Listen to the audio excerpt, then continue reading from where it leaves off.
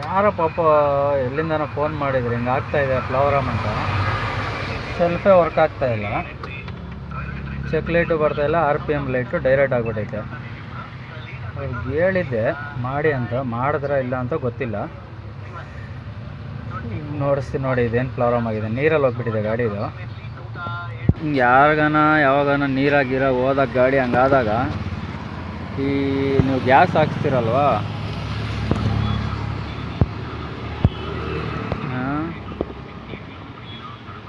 ಇದೊಂದು wire disconnect ಮಾಡಿಬಿಡ್ರಿ. ಆಯಿತಾ, disconnect ಮಾಡಿ ಬಿಟ್ಬಿಡಿ, ಅದು ಏನು ತೊಂದರೆ ಇಲ್ಲ. ಅದು ಈಗ ನೋಡಿ, ಚೆಕ್ ಲೈಟು ಬಂತು, ಪ್ಲಸ್ RPM ಲೈಟು ಹೋಯಿತು, ಗಾಡಿ ಶೆಲ್ಫ್ ಎತ್ತಾ ಇದೆ, ಗಾಡಿನೂ ಸ್ಟಾರ್ಟ್ ಆಯಿತು. ಏನಾನ ಆ ಥರ